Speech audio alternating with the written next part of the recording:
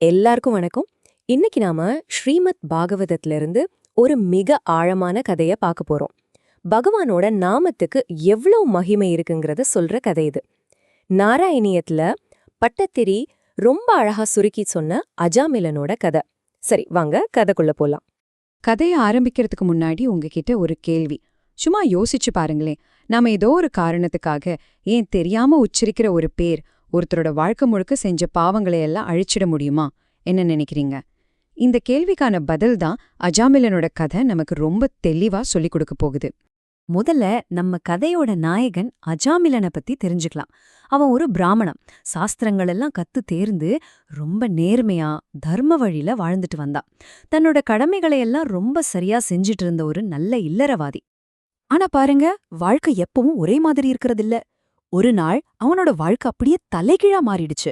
ஒரு ஒழுக்கமில்லாத பெண்ணோட சகவாசத்தால தன்னோட சுய கட்டுப்பாட்ட மொத்தமா இழந்தான்.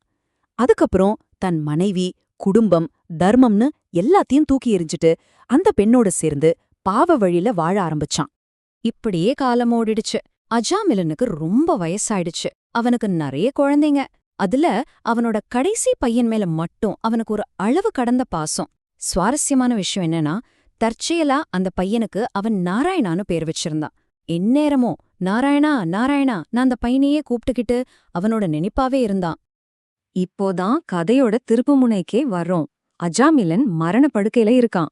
அவன் செஞ்ச பாவங்கள் எல்லாம் அவன் கண்ணு முன்னாடி வந்து நிக்குது. மரணம் அவனை நெருங்கிட்டு இருக்கு.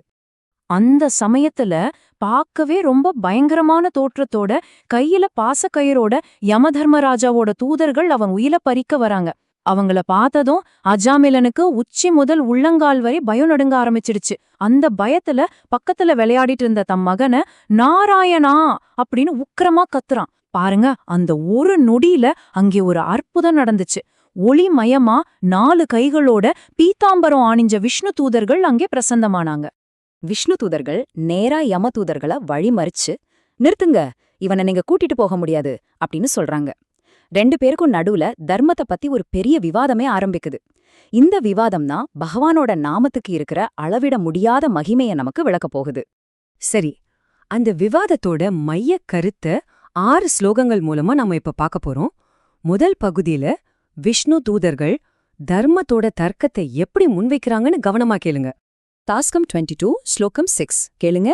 பவந்து பாபானி கதம் து நிஷ்கிருதே கிருதே அபி பூ தண்டனமஸ்தி பண்டிதாக ந நிஷ்கிருதி கிம் விதிதாபவாத்ர சாமிதி பிரபோ த்வத்புருஷாபபாஷிரே.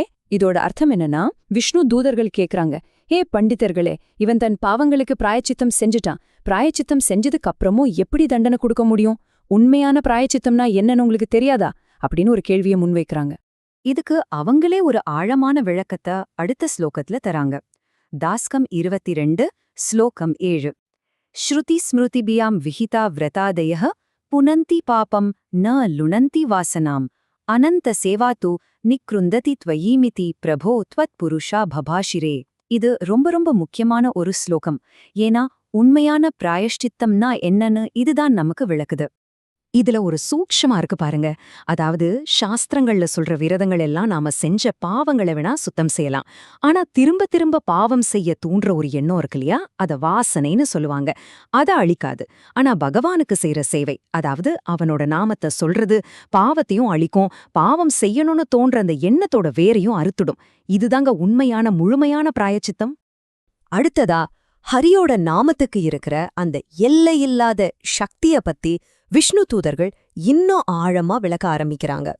தாஸ்கம் 22 ஸ்லோகம் 8 அனேன போ ஜன்ம சஹஸ்ரகோட்டிபி கிருதேஷு பாபேஷ்வபி நிஷ்கிருதிஹி கிருதா யதக்ரஹி நாம பயாகுலோ ஹரேரிதி பிரபோ த்வத்புருஷாபபாஷிரே.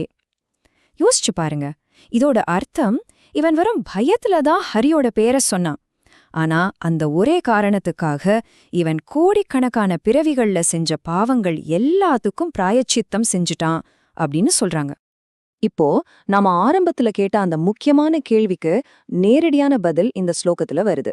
தாஷ்கம் 22 ஸ்லோகம் 9 நிருணாம புத்தியாபி முகுந்த கீர்த்தனம் தஹத்ய கௌகான் மஹிமாஸ்ய தாத்ருஷா யதாக்னிரே நாம்சி யதௌஷதம் கதாநிதி பிரபோ த்வத்புருஷா பபாஷிரே.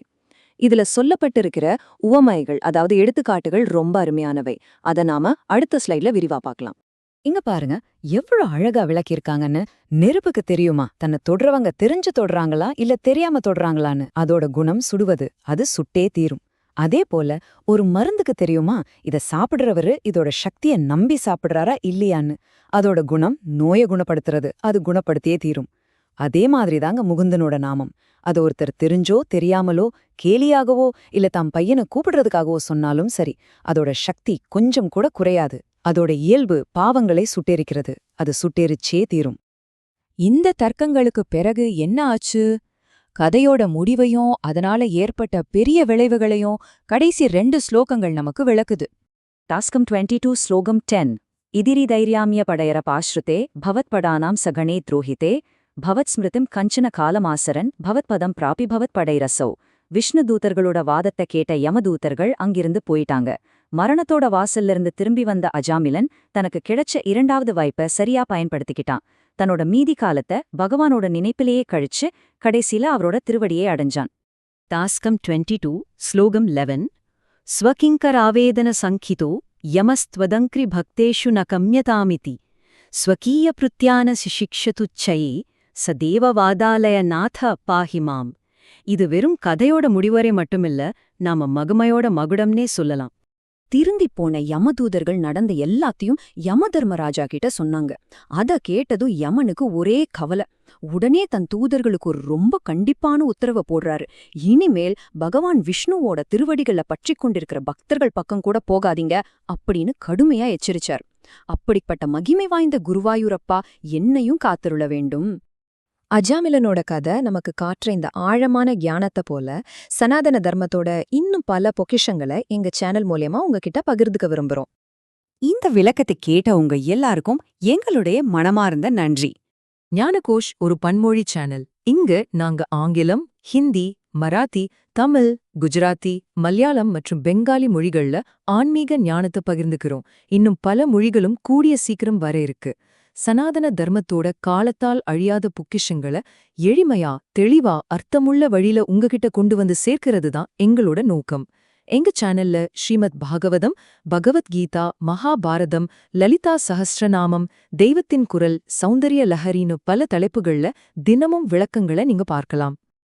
எங்களுடைய இந்த முயற்சி உங்களுக்கு பயனுள்ளதா இருந்துச்சுன்னா தயவு செஞ்சு ஞானகோஷ் சேனலுக்கு சப்ஸ்கிரைப் பண்ணுங்க. அப்போதான் எங்களோட தினசரி பதிவுகள் உங்களை வந்து சேரும். மறக்காம லைக் பண்ணுங்க.